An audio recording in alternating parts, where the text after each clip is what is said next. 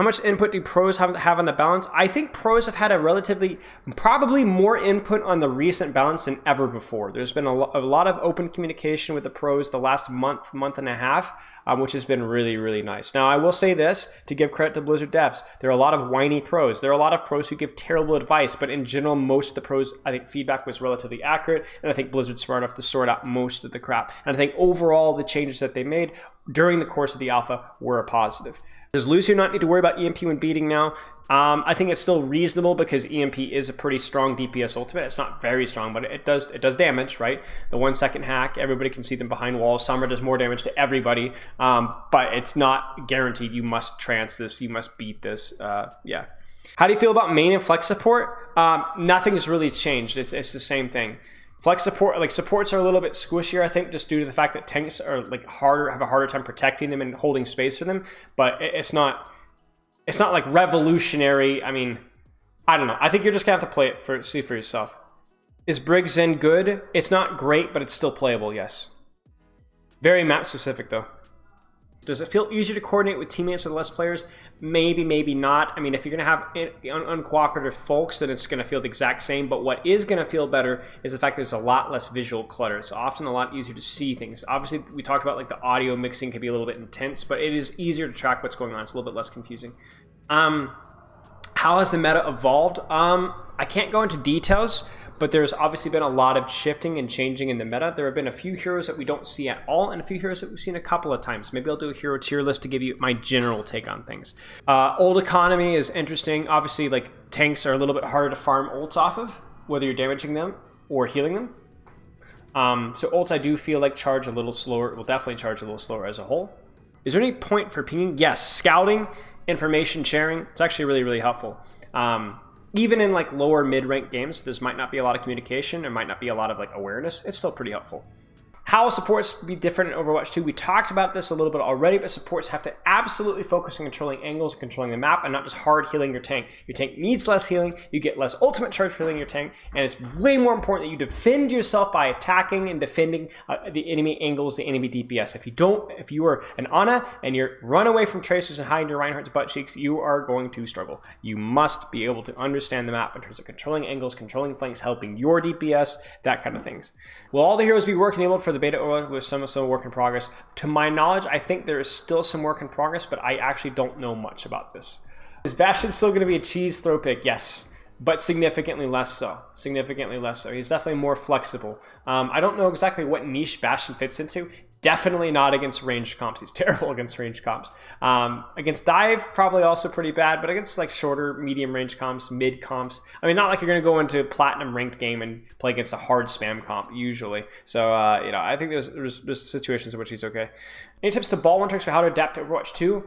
Not really. You just need to be good and quick with your rollouts and obviously good with your duels. With ball, you know, you're not going to be getting these fat 6-man slams to create space. A lot of times you're going to be diving, backlining, and trying to kill backliners and trying to dive and kill DPS. So it's not just going to be fat slams, general chaos. It's going to be more about like you need to win duels. You need to be, or not necessarily win duels, but be scary enough in the duels that the enemy team's screaming for help, and then you create space that way. Let's share it. I've been covering the preferred metaphor in Overwatch 2.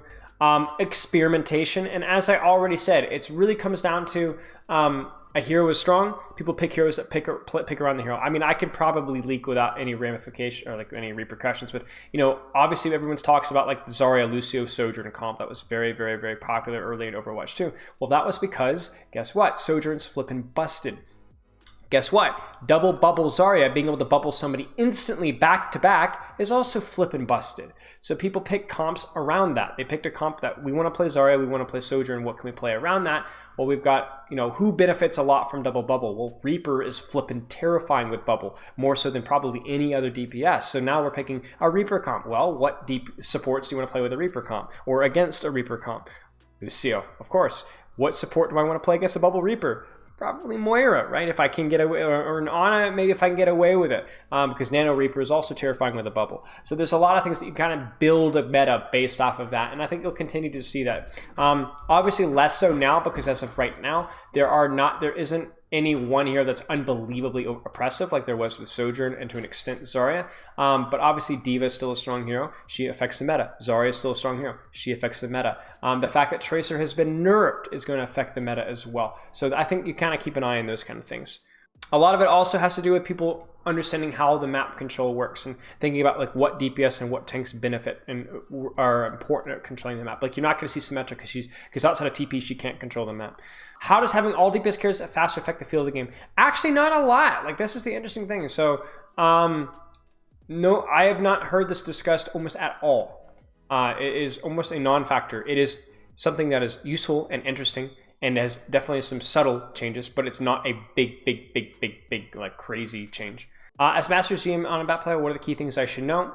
Nothing. The heroes function almost exactly the same in terms of cooldowns and things like that. The only thing that I said over and over and over again is you must understand the importance it is to heal, support your DPS, your angles, and to damage and harass the enemy DPS and angles. This is a situation where sometimes as a BAP, it feels more important to put 50 healing into your soldier than 100 healing into your Reinhardt. There's just kind of the situation that we're at in a lot of these situations. Situation. I don't know why I keep saying that word.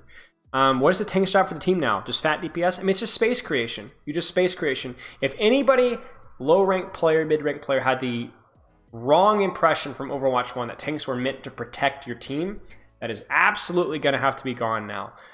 Tanks were never meant to protect your team solely. In fact, that was their secondary job, if at all. That is absolutely more evident in Overwatch 2. It's almost impossible to protect your team as a tank. It's more your job to create attention, to threaten the enemy team, to clear space, to clear angles, to bait attention so that your team can win the fight. There are some DPS or some tanks that are good at helping their DPS. There are some tanks that are good at just being a DPS all on their own. But yeah. Is my boy Genji still bad? No, Genji's a little bit better. The Tracer nerf helped him a lot, as did some of the CC help. I think you might even see some Genji in Overwatch League at some point. We'll see. With the DPS getting movement buffs, can Ryan still get value, or can he just not reach anyone? So that's the interesting thing. You would think that Ryan cannot reach anybody, but with the charge change and the double fire strike and the extra HP, you actually see Ryan being a little bit more involved than you would think. So I think that's a really big thing. Because I was concerned about this as well. I was concerned about Ryan. I was concerned about Zarya not being able to help off angles, not being able to reach off angles, not being able to doing anything. But the reworks of those heroes have helped those problems immensely. So kudos to Blizzard for some quality balance work. How much more punching is making a mistake as a tank now? Significantly less so. Significantly less so. You have so much more HP and survival. Remember, it's not just extra HP, guys. You take less damage. You mean armor absorbs more damage now? No, I don't think so. Chat, can somebody fact check me? I swear that tanks take less damage now. I'm pretty sure it's not just the HP buff. I'm pretty sure they just take less damage, period. Maybe that was a change. I could be just absolutely dead wrong. Less knockback. Yeah, it was not in the patch notes, you're right. I swear it was before, I must be wrong. But the extra HP matters a lot. Yeah, so it must be the armor change. Okay, that's my bad, chat. I swear that was a change before, but maybe it wasn't. Okay, so just more HP, more mobility, armor's stronger. Yeah. Can you feed harder as tank now there's less enemies punished? Yes, you can. I mean, obviously the goal still needs to be to feed smart, to do for example, if you're like, I'm doing so much as tank, but we're still dying. Well, it's probably because the enemy tank is doing more than you. So you still need to be better than the enemy tank in terms of feeding. But yeah. I've heard that supports are stronger than Overwatch 2. Yes, I actually absolutely agree with this. This is a really intelligent question, and I think we've already talked about this before. Absolutely, not controlling the map has definitely been a big problem with, I think, why some people are struggling on support. Does the ping system affect comms at a high level? Yes, very heavily. It's a huge scouting change. Being able to ping effectively significantly removes the need for callouts, because you can actually physically light up on the map the person and the location of where they're at. It's a big deal. How does the relationship between map control versus objective change with the loss of one tank? Map control becomes more important and objective becomes less important. It's hard to leverage objective. I mean, the change to 2-2-2 weakened objective. And then the change to 5-man Overwatch weakened objective even further. The best way I can think of it is ounce of prevention is worth a pound of cure. If the cure got a lot weaker, then the prevention becomes a lot stronger. If the chemotherapy is ineffective, then you need to make sure that you don't get the cancer in the first place. And to me, that's the best way of describing it in this current situation right now. We're losing a fight by of trying to avoid and hide from the enemy isn't good enough. It's not a strong enough solution anymore. You actually do need to be more proactive with controlling space to prevent you from getting from that position. Is Hitscan OP? No.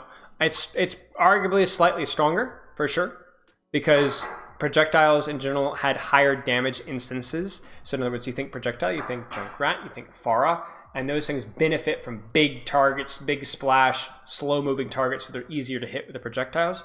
So hit scans are stronger, but that's not like you're never going to see any projectile heroes. Whether only being one tank will be easier to heal, job to heal for the supports. Yes, it will be harder to survive.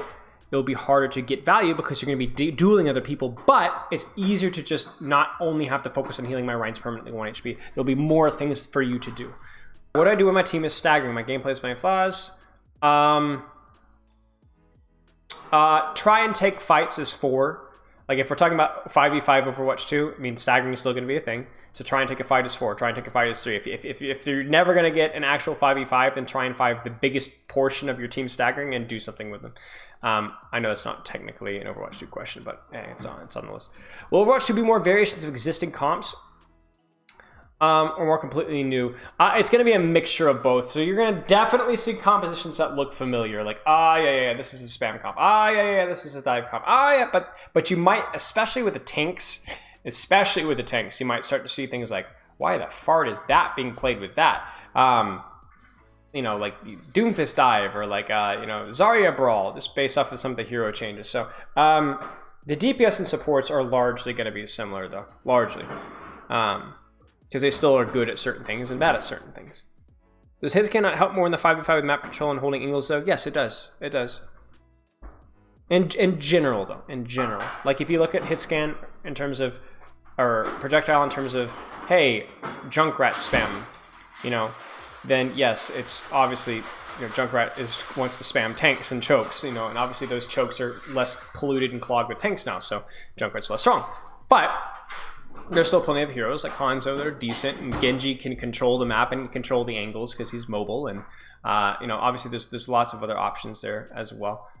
So yeah, there's things. Do you think we'll see an SR reset in Overwatch 2? So actually, that is something that has been consistently called for. People have been calling out for that from the pros. I don't know if it's going to happen, but I can tell you that people have been crying about it. So. Maybe you see it. Maybe you see it. We will see.